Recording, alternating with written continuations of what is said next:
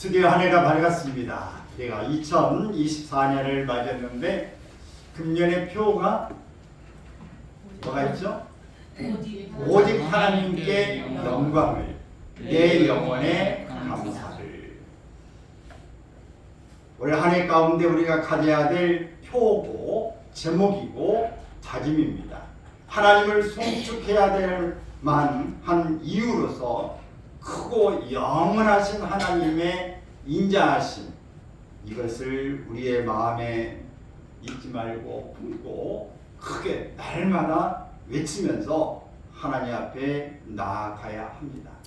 오늘 본문의 전체적인 103편의 1절부터 9절까지는 세 가지를 말하고 있어요.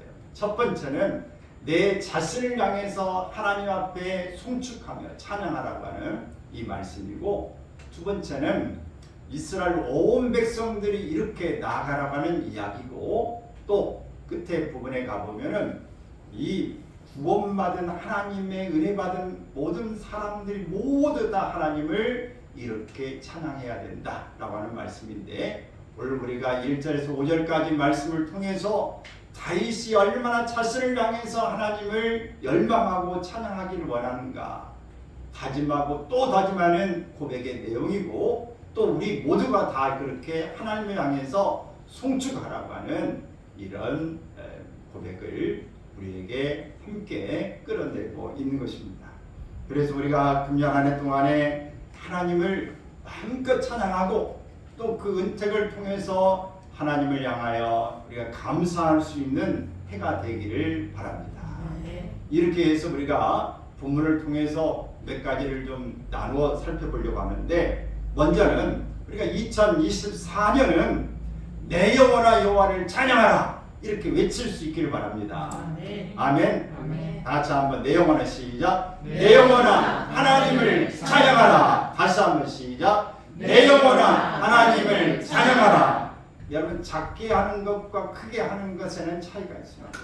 크게 하는 것은 확신이 있거나 아니면 확신이 있는 것처럼 가장하려고 하는 의미가 있는데, 여러분 이 가짜도 진짜처럼 크게 계속하다 보면 진짜로 바뀌어진다고 하는 거예요. 우리 창을 아는 유명한 박동진 이런 거 영창 있으시죠? 그분이 있는데 그분은 원래 크리스찬이 아니에요. 근데 그분에게 정말 모든 것들을 잘 하신 분이라 이 성경에 대해서 좀 창을 한번 해주시면 안 되겠습니까? 그래서 그것을 계속 읽고 연습을 하다가 진짜 크리스찬이 됐다는 거예요. 그래가지고 정말 아주 길게 뭐 다 암송해가지고 창을 몇 시간을 이렇게 하는 그런 분이 됐다고 합니다. 여러분, 우리가 찬양하고 하나님을 크게 우리 영혼 속에서 외치고 시작하면 어느덧 그렇게 바뀌어지고 마는 것입니다. 처음에 물방울 한 것은 한 방울은 별강이지만 계속 떨어지면 낙수 한 방울이 바위를 뚫게 되는 것처럼 우리 영혼을 살려내고 주변을 살려내고 모든 이 세계를 또 지구촌을 살려내는 큰 이제 주춧돌이 되어지고 거목으로 바뀌어질 줄로 믿습니다. 할렐루야. 그래서 우리 내 영혼아 하나님을 찬양하라고 말하는데, 내 영혼아, 내 영혼이 누구의 것이 아니라 먼저 하나님을 찬양하라 하는 것입니다. 근데 여기서 내 영혼아라는 말은 이 호흡하다, 입김을 불어넣다, 이런 말에서 유래되고 있는데, 영혼, 생기, 마음, 생명이라고 하는 의미를 가지고 있는 것입니다. 그래서 여기서는 우리가 내 영혼아라고 말할 때 우리의 지적인 것, 또 감정적인 것, 의제적인 것, 지정의를 포함하는 전 인격을 의미하는 것입니다. 즉 원래 예수님께 말씀하신 대로 내 마음을 다하고 뜻을 다하고 정성을 다하여 여호와 하나님을 송축하라 이렇게 말씀하고 있는 것입니다. 그러므로 내 영혼아라고 말하는 일에는 전인격적 온 마음을 다 거기에 집중해서 하나님을 송축하라고 하는 내용인 것입니다. 여호와를 송축하라. 여호와를 송축하라는 이 말씀의 내용은 바로 다윗이 편해서 좋은 호족권이기 때문에 은혜 받은 게 아주 심하기 때문에 그런 게 아니라 이 다윗은 지금 내용의 전체적인 해석 가운데 보면은 그의 후반기에 접어들면서 그가 정말 힘들고 어려운 상황 가운데 있을 때에 이 시를 쓴 것으로 말씀하고 있습니다. 이렇게 어렵고 힘든 상황 가운데서 이렇게 여호와를 송축하라고 하는 내 영혼을 향해서 말하고 있는 이 본문을 보면 얼마나 그가 인격적으로 신앙적으로 성숙했는가 하는 것을 알 수 있습니다. 그러면 이 다윗은 대단하구나 말하는데 여러분 이렇게 고백하고 송축하는 때가 젊을 때입니다. 30대 때에 여러분 우리가 이렇게 나이가 많이 먹고 있으면서도 어떤 상황에 가고 그러면 하나님을 송축하는 일이 의외로 적어지거나 우리가 힘들어질 수도 있는 거예요.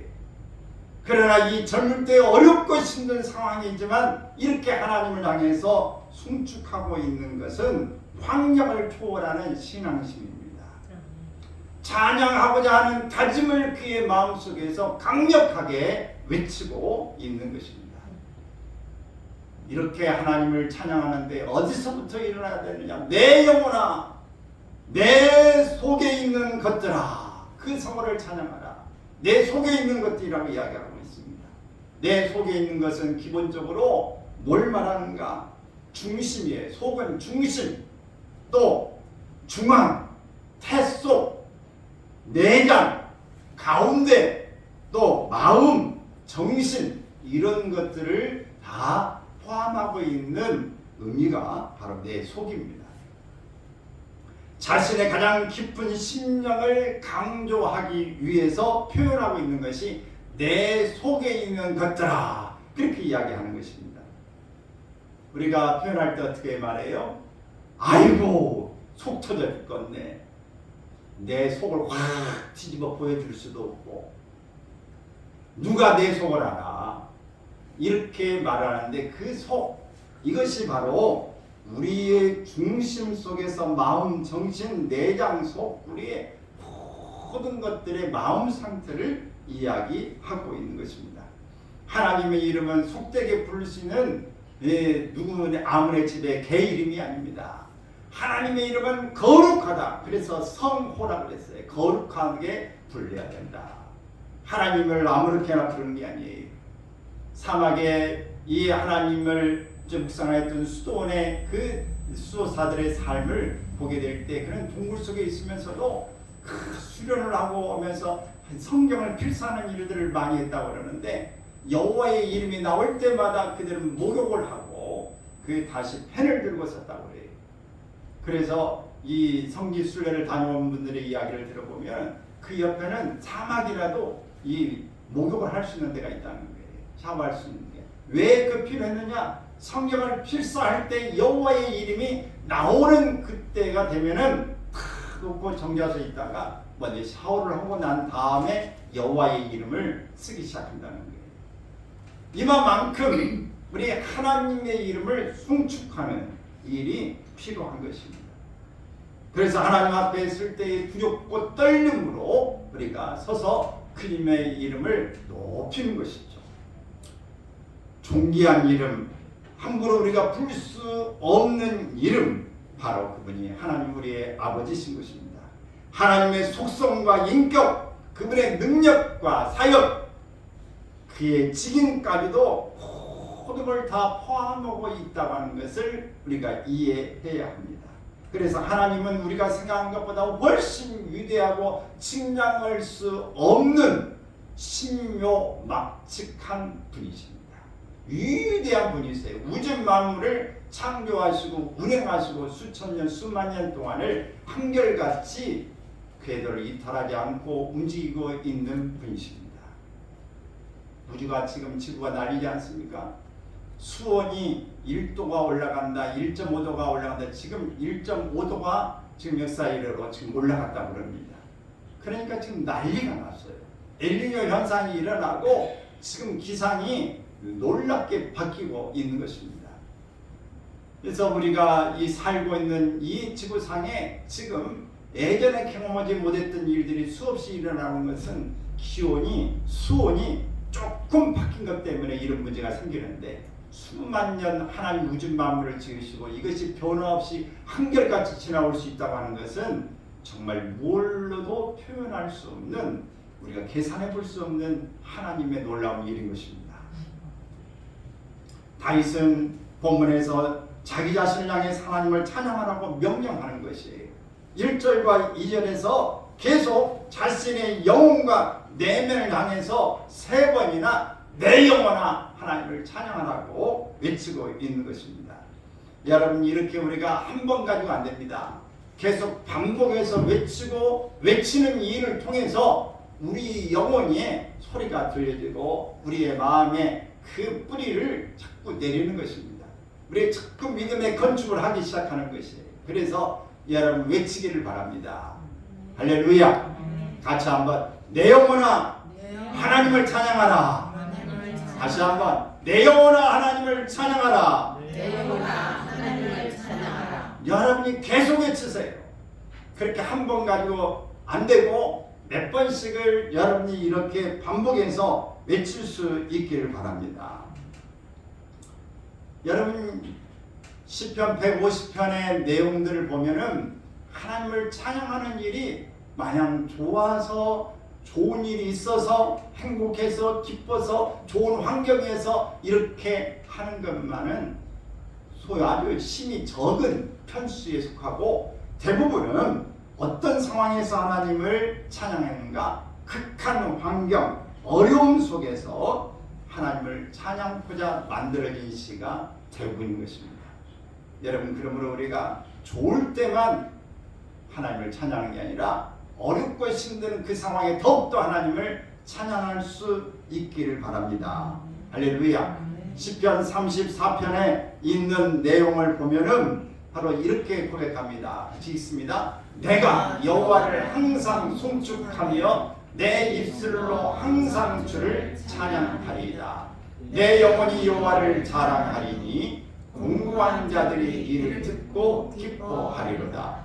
나와 함께 여호와를 광대하시다 하며 함께 그의 이름을 높이세.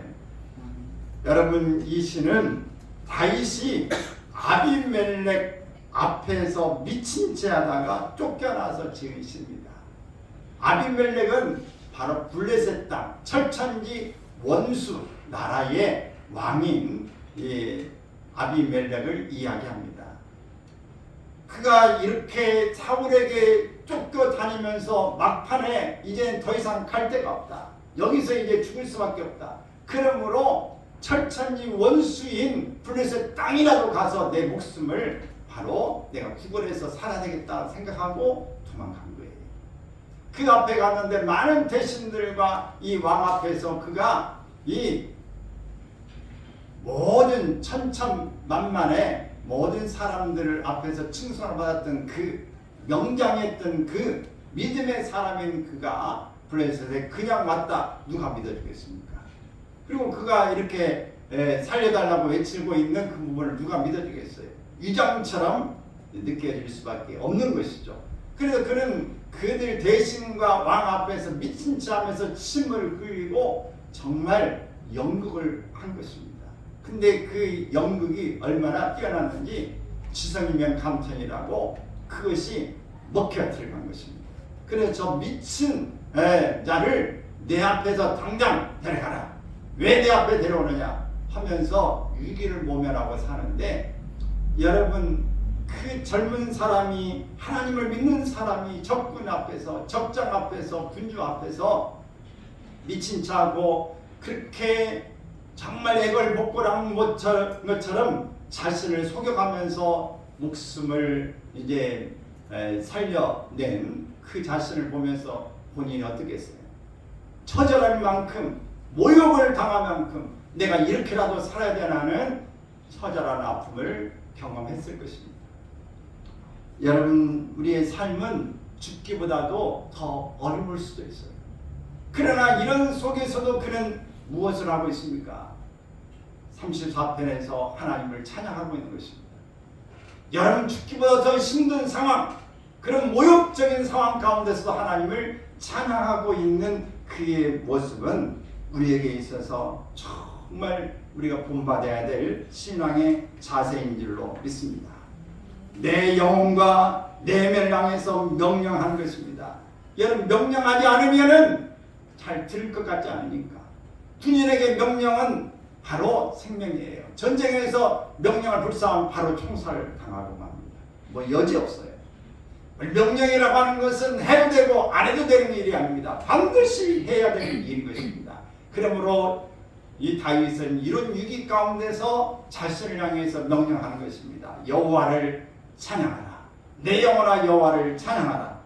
여러분, 힘들고 어려운 상황 여러분들이 있다고 한다면 외치십시오.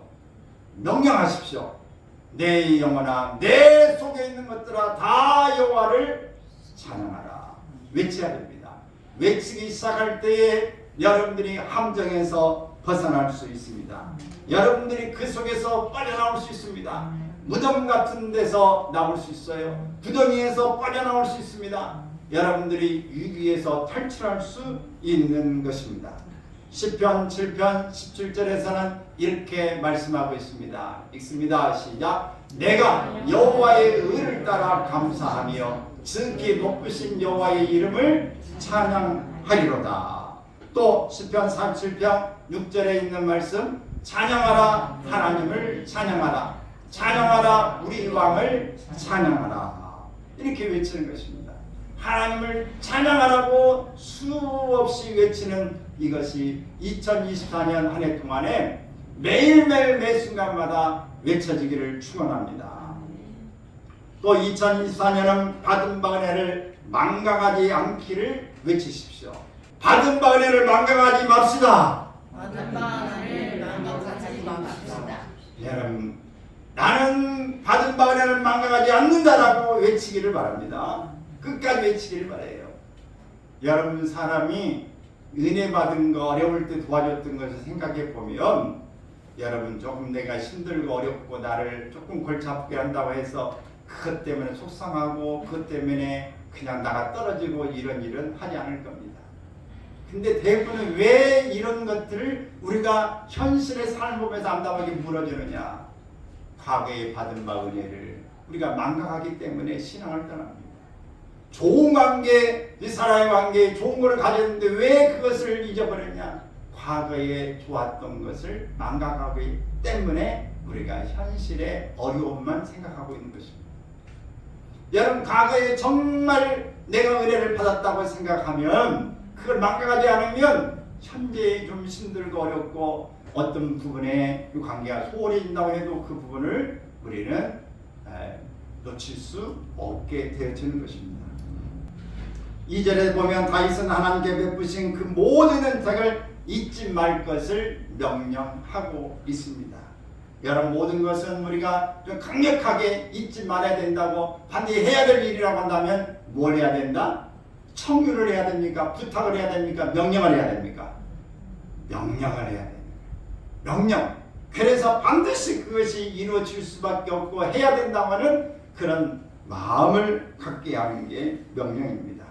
그래서 여기서 은택이라는 말의 본래적 의미는 하나님께서 자기 백성을 위해 하신 일을 이야기하는 것입니다. 다윗은 우리가 하나님의 은택을 잊지 않는 것이 성도로서 얼마나 중요한 일인지를 분명히 알고 그것을 경계하고 있는 것입니다. 세상에 여러 법칙들이 있는데 그 중에 하나가 바로 과학적인 법칙 중 가운데 시간이 지남에 따라서 모든 에너지는 무질서한 방향으로 흐르게 된다는 열역학 제2법칙이 있어요. 물론 이 법칙은 열역학에 관련된 법칙이지만 모든 자연의 본질을 대변하는 말이기도 합니다. 우리의 신체도 마찬가지로 세월이 감에 따라서 이 세상에 태어난 후로 점점 무질서의 방향으로 흘러 결국은 쇠퇴하고 사멸하고 마는 것입니다. 우리의 기억도 마찬가지입니다. 어떤 사실에 대해서 우리가 인식을 하고 뇌에 이렇게 저장한다고 할지라도 특별한 노력이 없이는 모든 정보는 망각이라고 하는 무질서로 이동하고 마는 것입니다. 그렇기 때문에 다윗은 하나님께서 우리에게 베푸신 은택을 잊지 말라고 당부하고 있습니다.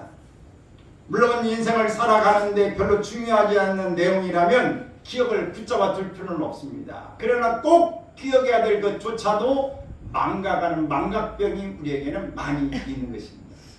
그래서 좋은 기억, 은혜받은 기억, 수많은 것들을 우리가 가지고 있으면서 잊어버리는 거예요.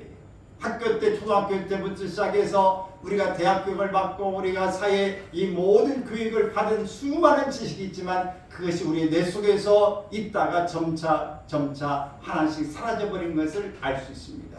그래서 익숙하게 알았던 것조차도 이름조차도 뭐였더라 생각이 깜빡깜빡 안 일어나고 말하려다가 말아버린 일들이 생겨나고 있지 않습니까?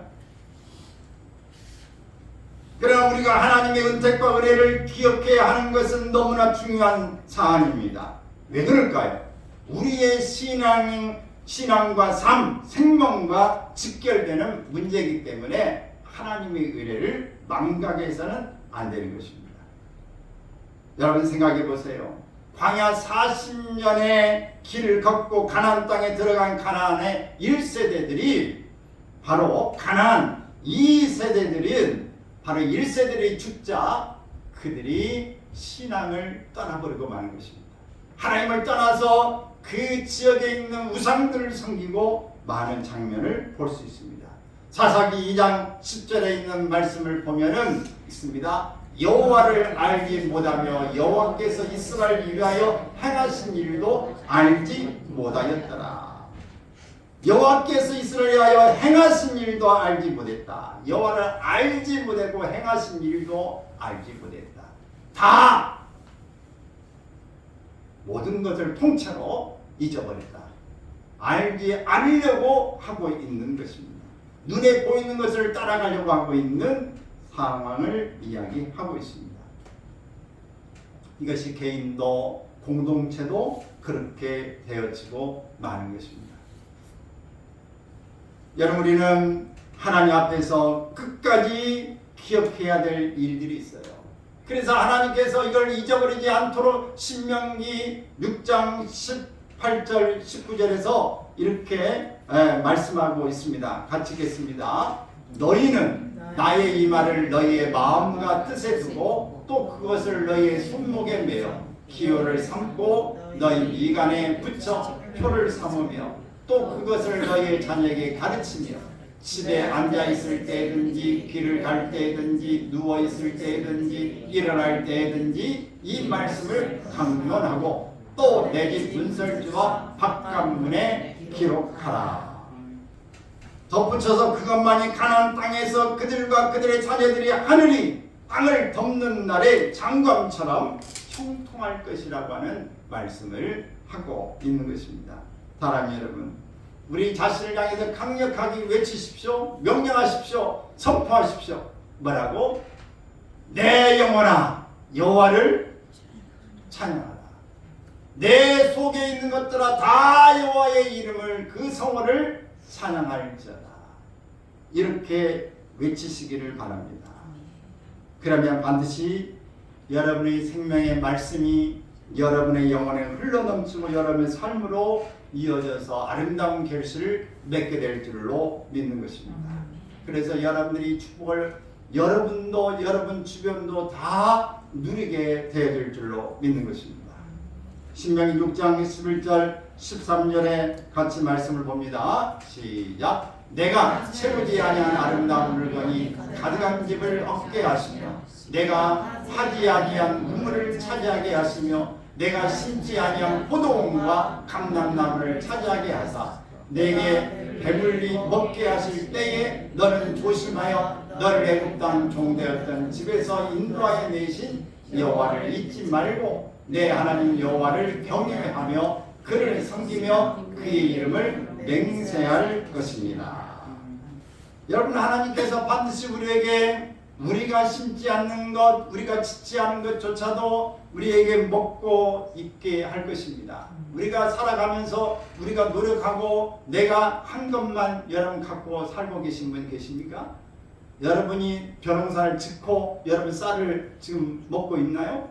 여러분이 밀농사를 짓고 빵을 만들어 먹고 있습니까? 여러분들이 어떤 채소를 짓고 여러분 먹고 있습니까? 여러분들 옷을 짜서 만들어서 여러분 옷을 입고 있나요?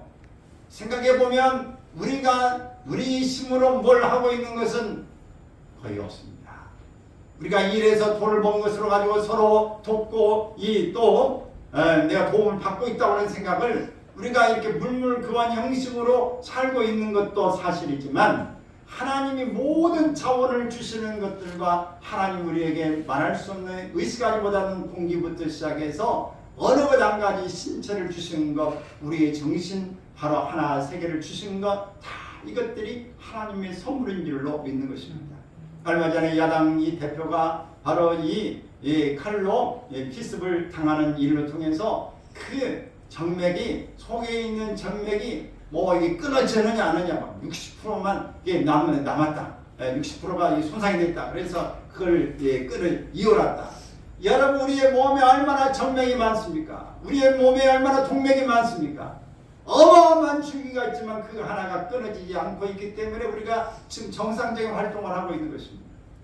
근데 이것도 하나만 지금 위에서 내 세포에서 막히면 터지면 문제가 심각해지는 거예요. 한쪽에 장애가 오기 시작한 것입니다. 여러분 모든 것들이 하나님 우리에게 주시는 놀라운 은혜인 줄로 믿으시기 바랍니다. 우리의 힘과 능력을 자랑하고 내가 이렇게 했다, 내가 했다고 하는 생각을 여러분 말을 집어넣기를 바랍니다. 자꾸로 채우시길 바랍니다. 쓰레기통에 던지시길 바랍니다. 하나님이 우리에게 모든 주신 것으로 말미암아 살고 있다는 이런 인식과 이 세계를 가지고 주님 앞에 겸손하게 고백할 수 있기를 바랍니다. 또 2024년은 우리의 구원을 위해 처절한 대가를 치르셨음을 감사를 외치기를 바랍니다. 할렐루야. 하나님이 우리에게 구원의 은혜를 주셨음을 감사하는 감사를 외쳐야 되는 것입니다. 4절을 보면 다윗은 있습니다. 내 생명을 파멸해서 구속하시고 인자와 긍휼로 관을 씌우시며. 여기서 파멸은 함정, 부동이 무덤을 가리키는데 특별히 죽음이나 사망이라는 의미를 가집니다. 그리고 구속하다는 말이 나오는데 이 말은 우리가 주목해야 될 이 단어, 바로 구속하다는 말은 되사다, 도로 찾다, 속량하다 이런 의미를 가지고 있는데 이스라엘의 관습에 관련해서 보면 우리의 근친, 가까운 친척들과 관련해서 그들이 빚을 져가지고 노예로 팔려갔다고 한다면 돈을 주고 노예로 우리가 다시 노예에서 끄집어내야 된다. 밭을 팔았다면 밭을 사줘야 된다.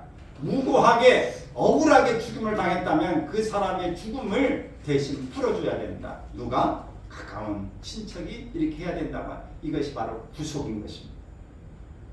이것은 예수 그리스도를 통해서 우리가 믿음으로 축적할 수 있는데 우리가 마땅히 죽을 수밖에 없는 상황 가운데서 마귀의 포로가 되어주고 죄로 말미암아서 형벌을 면치 못할 상황 가운데 있을 때에 죄를 알지 못하는 예수 그리스도를 통해서 우리에게 죄를 모두 그분이 가져가시고 대신 형벌을 받으셨으므로 우리를 죄에서 건져내셨다.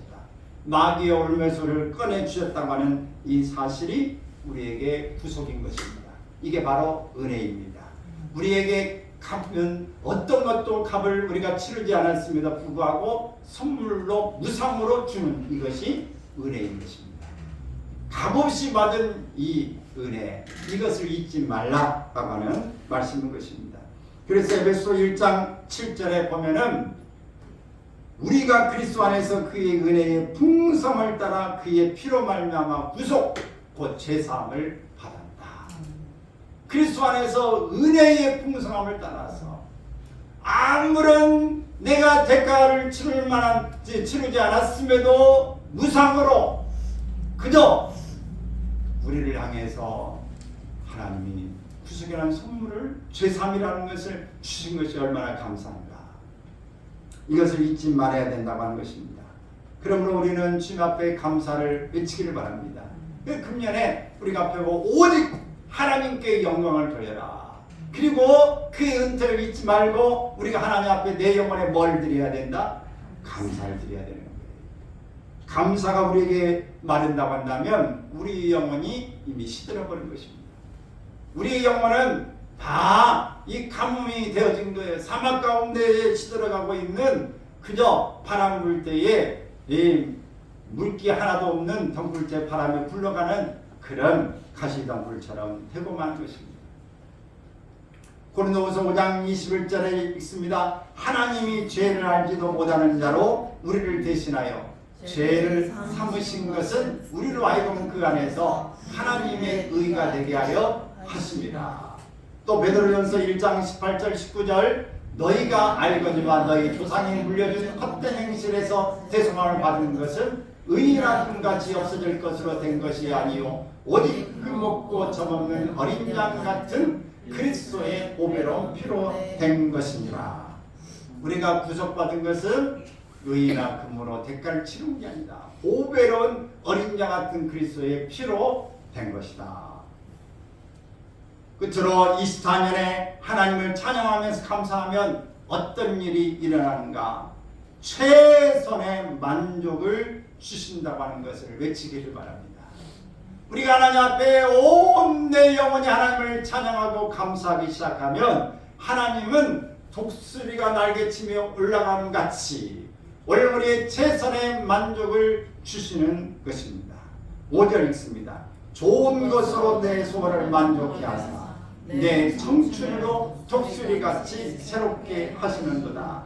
여기서 소원이라는 말은 여인들이 몸에 치장하는 장식품을 이야기합니다. 장식품. 본래 여인들이 아름다움을 추구하는 본성을 지녔기에 기본적이고 본성적인 욕구로 볼 수 있습니다. 그런데 이 다윗은 하나님이 이러한 욕구에 부응할 좋은 것들로 우리에게 채워주신다 하는 겁니다. 이처럼 만족스러운 축복으로 인해 더욱 힘있고 능력있고 새롭게 살아갈 수 있게 될 것을 표현하는 것이 바로 내 청춘으로 독수리같이 새롭게 하시는도다. 본문에서 말하는 것은 내 소원을 만족케 한다. 내 소원이라기보다는 앞에 있는 게 더 중요한 거예요. 좋은 것으로 만족케 하신다. 여러분에게 좋은 것은 무엇입니까? 여러분 최고로 좋은 것이 뭐 있어요? 나이를 들어가면서 가장 좋은 건 뭐예요? 건강이죠? 자녀가 잘 되는 거 아닙니까? 우리 주변이 잘 되는 거 아니겠어요? 여러분들에게 있어서 좋은 것으로 넘치게 하시기를 바랍니다. 우리 하나님이 우리에게 최선의 만족을 얻기 위해서 우리가 하나님을 찾아야 되는데 우리가 하나님 앞에서 정말 좋은 것들을 얻는다고 하는 것은요 무엇보다도 우리의 이 입맛이 좋아져야 됩니다. 여러분 오늘 식사하고 오셨는지 모르겠는데 여러분 밥을 씹을 때 맛있는 단맛이 났어요? 아니면 모래알같이 아주 그냥 그런 참 안 죽으려니까 먹는다. 억지로 드셨어요? 어떻게 드셨습니까? 여러분 음식이 맛있어지고 뭐든지 당겨지고 여러분들이 아 맛있다, 맛있네 이런 이야기를 할 수 있다면 나는 복받은 것입니다. 여러분 잘 먹는 입이 여러분 복인 줄로 믿습니다. 사람이 먹는 것이 얼마나 행복한가. 참 먹는 것 같이 즐거운 일이 없지 않습니까? 아유, 이렇게 맛있는 거네. 생전 처음 먹어보네. 뭐 이게 막 국물이 왜 이렇게 시원하고 느끼하지 않고 개운하네. 아이고 이게 그냥 맛이 밥맛이 아주 찰지고 얼마나 그냥 쩍쩍 입에 달라붙네. 왜 이렇게 맛있어? 어느 쌀이야 이게?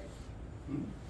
여러분 그냥 맛은 또 도사잖아요. 아이고 이 생선이 엄청 시기시간에 이거 양식 아닌 게 이거 정말 좀 아주 생선이라고. 여러분 맛을 우리가 얼마나 이렇게 느끼면서 행복해합니까? 요즘에 기술이 너무 발달해 라면 어떻게 이렇게 맛있게 국물을 그렇게 만들었대.